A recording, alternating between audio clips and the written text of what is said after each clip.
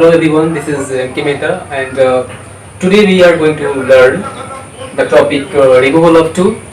आज हम लोग सीखेंगे बहुत ही important चैप्टर टॉपिक है ये removal of two.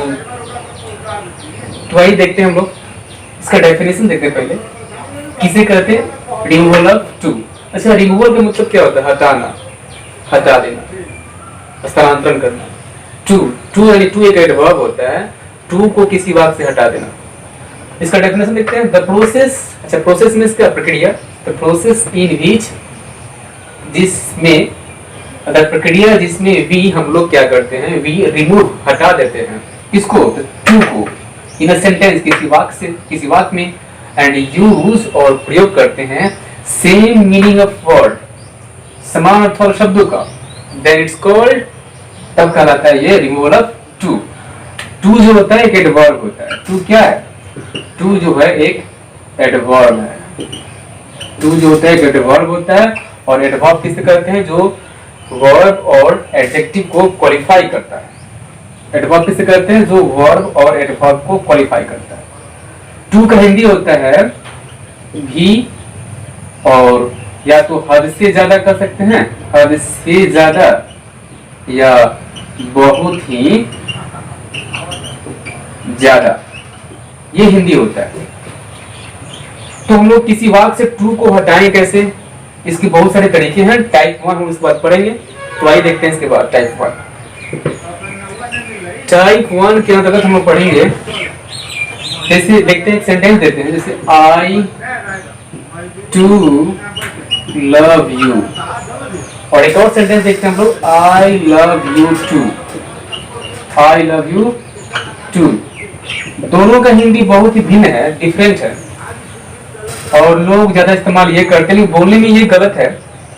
सही ये होता है, जैसे इसका हिंदी को मैं भी तुमसे प्यार करता हूँ, और इसका हिंदी को मैं तुमसे भी प्यार करता हूँ. बहुत लोग जवाब देते हैं आई लव यू टू, लेकिन ये बोलना नहीं चाहिए. लेकिन हम लोग यहाँ पे सीखने वाले हैं किसी वाक्य से टू कैसे हटाएं. इस मुद्दे पे बात करना है, किसी भी वाक्य से टू को कैसे हटाएं. तो जब भी किसी वाक्य में क्रिया के पहले टू अर्थात भी सेंस में आए, क्रिया के पहले टू हो या वाक्य के अंत में टू हो, ठीक है, और उसका हिंदी भी सेंस में आता है भी, तो वहां पे अगर इसका बनेगा आपका रिमूवल ऑफ टू. इसके लिए ऑल्सो लगा देना है. क्या लगाना है? Also. I also love you. फिर से रिकैप करते हैं. यदि किसी सेंटेंस में क्रिया के पहले, ये क्रिया है, वर्ब है, क्रिया के पहले टू दिखाई दे तो उसके लिए ऑल्सो लगा दीजिए, बन गया. बाकी सबको छाप देना. सेकेंड सेंटेंस है आई लव यू टू, मैं तुमसे भी प्यार करता हूँ. इसमें टू जो है अंतिम में आ गया. तो जब किसी वाक्य सेंटेंस के अंत में टू अंतिम हो तो उसके लिए आपको लगा देना है एज वेल, ठीक है, चाहे आइदर लगा देना है, ये या ये, इसके लिए. बाकी सबको आपको उतार देना है, ठीक है. I love you as well, यानी मैं तुमसे भी प्यार करता हूं. इसके बाद टाइप 2 में हम लोग आते हैं. हम लोग इसके बाद टाइप 2 में आते हैं. तो टाइप 2 के अंतर्गत टू एडवर्ब जो है उसके बाद एडजेक्टिव होगा, और इस एडजेक्टिव के बाद एक प्रेपोजिशन टू आएगा. फिर इसके बाद क्रिया का फर्स्ट फॉर्म आएगा. तो इस रूप में होगा. तो हम कैसे इसका रिमूवल करेंगे, तो वही देखते हैं. इसका सॉल्यूशन देखते हैं कैसे बनेगा. आपको इस टू के लिए सो कर देना है, सो. उसके बाद एडजेक्टिव को लिख देना है. एडजेक्टिव जो है जैसे है उसी तरह कर देना है. उसके बाद इस टू के लिए आपको दैट कर देना है, और दैट के बाद एक सब्जेक्ट लगाना है. सुटेबल जो सब्जेक्ट होगा, शुरू के अनुसार जो किसी वाक्य में सब्जेक्ट होगा उसके अनुसार जो सब्जेक्ट आएगा लिखना है. फिर उसके बाद लगाना क्या है? कांट लगाना है. कांट या कुडंट, कांट या कुडंट. तो कांट और कुडंट कब लगाना है ये भी बता देते हैं. कांट को लगाना है जब वाक्य प्रेजेंट में हो, यानी एम इज मतलब प्रेजेंट के सेंस हो, और कुडंट लगाना है आपको जब ये पास्ट के सेंस हो, यानी यहाँ पे वॉज वर्ब हो तो आपको लगाना कुडंट. और उसके बाद जो बाकी जो सेंटेंसेज है जो बच जाता है सेंटेंस, रेस्ट सेंटेंस, उसको लिख देना है. जैसे सेंटेंस के माध्यम से हम लोग सीखने का प्रयास करते हैं. देखते हैं, एक सेंटेंस लेते हैं. सीता सीता जो है इज टू वीक। अच्छा, Sita is too weak, Hindi क्या हुआ, सीता जो है बहुत ही ज्यादा क्या है, वीक है। वीक मीन्स कमजोर है।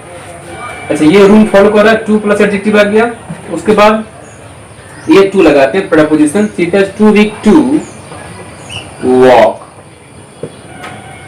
Sita is too weak to walk, Sita मतलब बहुत ही ज्यादा कमजोर है टहलने के लिए। इसका मतलब थोड़ा अलग सेंस में, मतलब बदलना नहीं चाहिए। सीता इतनी कमजोर है कि वो टहल नहीं सकती। एक नेगेटिव फीलिंग करना आपको। तो आते हैं, सबसे पहले सीता को हम लोग लिख देंगे इस टू के लिए क्या लगाना है भाई, सो लगाना है। तो सीता इज सो वीक, इस टू के लिए दैट लगा दीजिए यहाँ पे, और दैट के बाद याद कीजिए सब्जेक्ट लगाना है। तो सीता के लिए सब्जेक्ट क्या आएगा, ही किसी या इट, क्या सीता के लिए जाहिर सी बात है सी आएगा। फिर देखना है कांट या कुडंट। अगर प्रेजेंट की सेंटेंसेज हो यानी एमी जेड से स्टार्ट हो तो कांट लगाना है, अगर यही रहता है वॉज वर्ड तो कुडंट लगाते हैं। तो ये प्रेजेंट की बात है तो यहाँ पे कांट, ओके। और उसके बाद जो बच गया सेंटेंस छाप देंगे हम लोग, यानी लिख देंगे, ओके। एक और सेंटेंस देखते हैं। अच्छा, यहाँ पे जो सब्जेक्ट के बाद कांट कुडंट लगाना है लिखा हुआ है, उसको हम लोग टेंस के अनुसार डंट भी लगा सकते हैं अगर प्रेजेंट होगा तो, या डजंट भी लगा सकते हैं प्रेजेंट रहने पर। अगर पास्ट की बात हो तो डिडंट भी लगा सकते हैं, ठीक है। ठीक से सब्जेक्ट के बाद ऐसे फॉर्मेशन में आपको प्रेजेंट के टेंस रहने पर, प्रेजेंट टेंस रहने पर डोंट डजंट भी इस्तेमाल कर सकते हैं जिसे मुख्य क्रिया हो, या कांट से बना सकते हैं। और पास्ट सेंस रहने पर कुडंट या डिडंट लगा सकते हैं। तो इसके बाद हम लोग देखते हैं टाइप 3। तो इसके बाद हम लोग देखेंगे टाइप 3 में।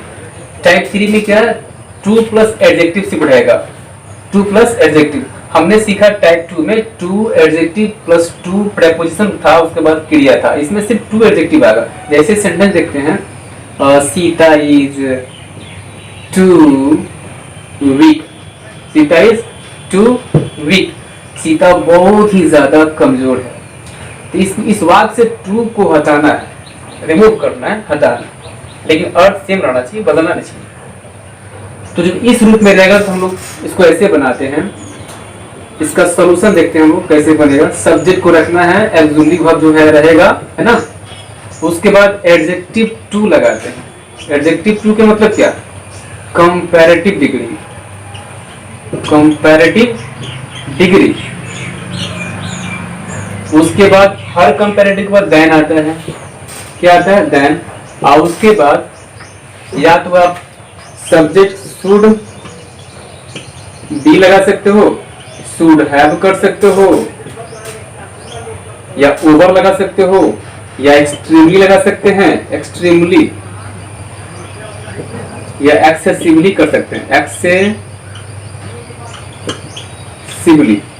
या एक और तरीका इट इज प्रॉपर, इज या वॉज प्रॉपर लगा सकते हैं। फिर से इस टाइप को बनाने के लिए टू को हटाकर एडजेक्टिव जो रहेगा उसको दूसरा रूप में अर्थात कंपैरेटिव करते हैं। जैसे गुड का कंपैरेटिव क्या होता है, गुड का कंपैरेटिव बेटर, गुड का बेटर ना। स्मॉल का कंपैरेटिव स्मॉलर इत्यादि करते हैं, यानी एडजेक्टिव टू करेंगे, ठीक है। उसके बाद देन लगाना, अगर कंपैरेटिव है तो देन लगेगा। उसके बाद सब्जेक्ट शुड बी या शुड है। लेकिन एक बात ध्यान देना है,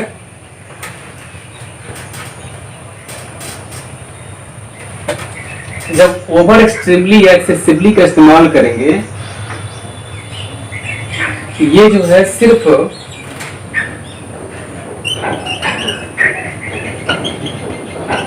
टू को हटाना है।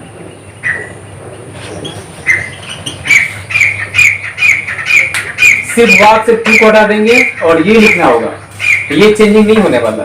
आते वाक्य के माध्यम से हम लोग स्पष्ट कर लेते हैं। देखते हैं इसके बाद एक सेंटेंस देखते हैं हम लोग। सेंटेंस के माध्यम से समझते हैं। लिखा था Sita is too weak, Sita is too weak, Sita is too weak, Sita बहुत ही ज्यादा कमजोर है। इसे हम लोग टू को रिमूव कैसे करते हैं, हटाते कैसे? तो सबसे पहले first type, Sita is, too को हटाना है, हटा दीजिए, इसका कंपैरेटिव बनाइए। इसे कंपैरेटिव होता है वीकर, सीता इज वीकर, और कंपैरेटिव के बाद देन आता है, देन। उसके बाद इट इज प्रॉपर कि इट वाज प्रॉपर, यदि प्रेजेंट का वाक हो यानी इज मार से स्टार्ट हो तो इट इज प्रॉपर फ्री में लगा दीजिए आप, इट इज प्रॉपर। एक और सेंटेंस इसको बना सकते हैं हम ऐसे, सीता इज वीकर देन और सब्जेक्ट तरीका था सेकंड सब्जेक्ट, सीता का सब्जेक्ट क्या आएगा? सी, और उसके बाद शुड भी लगा दीजिए फ्री में, शुड बी। एक और सबसे आसान तरीका है, ऐसे वाक्य में केवल टू हटाओ, ओवर लगा दो, तो सीता इज, ओवर सब छाप देंगे, वी, ये सबसे आसान तरीका।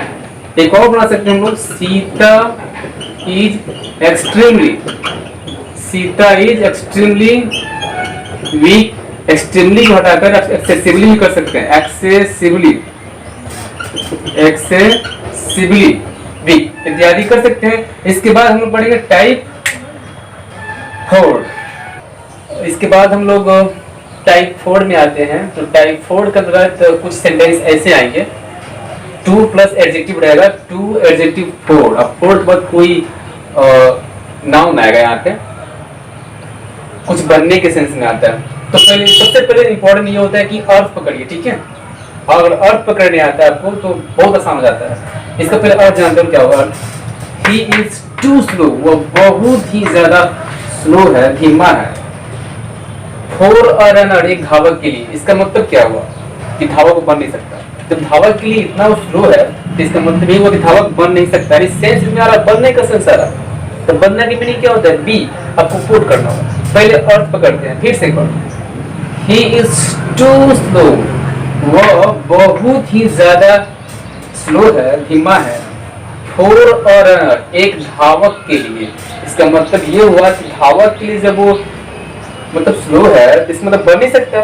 तो आइए बनाते हैं हम लोग। इसका बड़े का सोल्यूशन होगा इसका, he is so, he is so slow।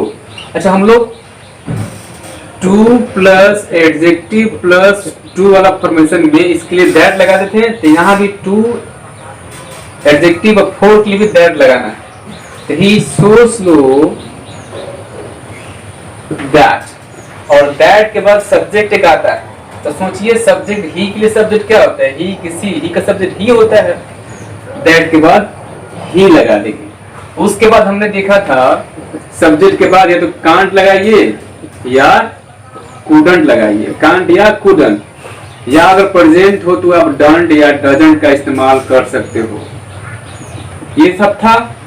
तो आइए, तो सब्जेक्ट के बाद एक लगाना है कांट या कुडंट। तो अगर बात प्रेजेंट में और एमएजआर से स्टार्ट हो तो कांट लगाइए, दैट ही कांट। और सेंस क्या है? एक धावक के लिए वो बहुत धीमा है, मतलब बन नहीं सकता। तो बनना की मीनिंग क्या होता है भाई? बी होता है, तो be a runner, be a runner. बिल्कुल सेम ये भी देखते हैं। ये कह रहा है ही इज टू डल, वह बहुत ही ज्यादा डल है। डल में सुस्त है, बुद्धू टाइप का। फॉर अ स्पोर्ट्समैन, किसके लिए भाई? तो एक स्पोर्ट्समैन खिलाड़ी के लिए बहुत ही सुस्त है। इसका मतलब ये हुआ कि वह खिलाड़ी के लिए जब सुस्त है तो बन नहीं सकता खिलाड़ी, यानी सेंस आ रहा, बनने का सेंस आ रहा। तो आपको सेम उसी तरह बी लगा देना है।